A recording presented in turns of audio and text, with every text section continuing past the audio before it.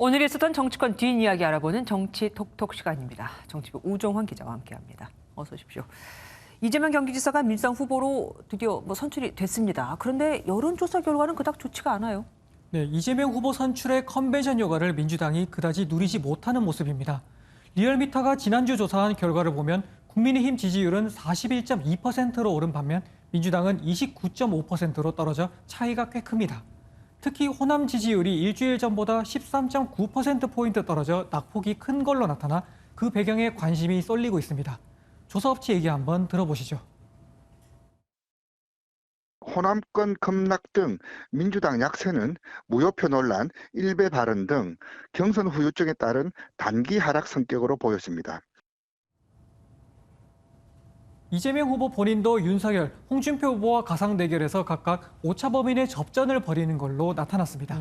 그리고 윤석열 후보가 홍준표 후보의 어깨를 툭 친 모습 있잖아요. 그게 하루 종일 논란이 됐습니다. 네, 지난주에 있었던 1대1 맞수 토론 당시 모습입니다. 화면을 보시면 토론이 끝난 뒤인데요. 윤석열 후보가 홍준표 후보와 인사를 나눈 뒤 왼손으로 어깨를 2번 툭툭 치는 모습이 나오죠. 그리고 음성이 담기진 않았지만 입모양이 그만해라 진짜라는 해석이 온라인상에 퍼져서 예의 논란이 불거졌습니다.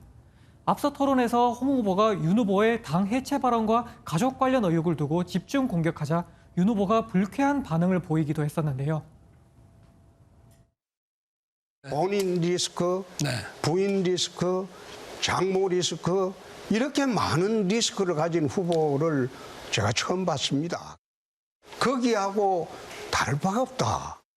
이제 충분히 저에 대해서 인신공격할 거 다 하셨으니까 이제 대선 주자답게 정책에 대해서 좀 얘기를 해보십시오.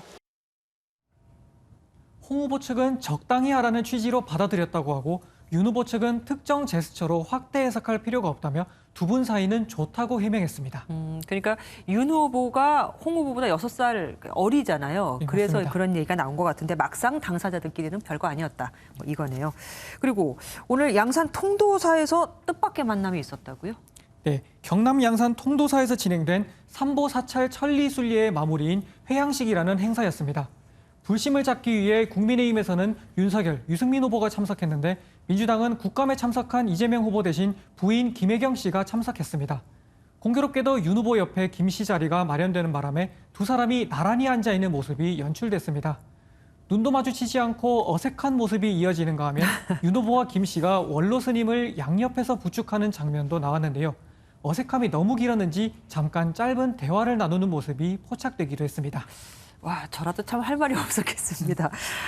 윤 후보는 이런저런 주스루 관련 논란도 있었는데 윤 후보도 그렇고 김희경 씨 둘 다 불교 신자입니까? 윤석열 후보는 원래 종교가 없었던 걸로 알려졌습니다.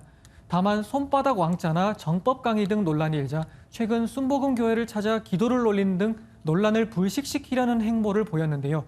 오늘 불교 행사를 찾은 것도 비슷한 의도로 보입니다. 김혜경 씨는 개신교 신자로 알려졌는데요. 흔히 기불릭이라고 하죠. 정치인은 기독교와 불교를 모두 찾다 보니 불교 신자가 아닌 두 사람이 만나게 되는 모습이 나오게 됐습니다. 그리고 국민의힘 이준석 대표가 얼마 전에 컷오프된 황교안 전 대표에게 작심 발언을 했더라고요.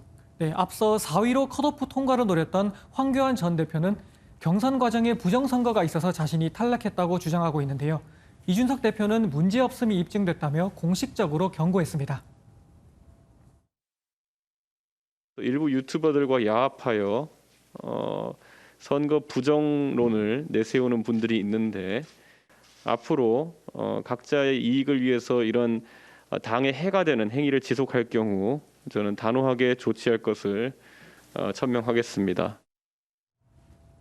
이에 황 전 대표는 자신을 야합이나 하는 사람으로 몰았다며 이 대표를 명예훼손 혐의로 고소하겠다고 예고했습니다. 끝이 없네요. 지금까지 우종환 기자와 함께했습니다.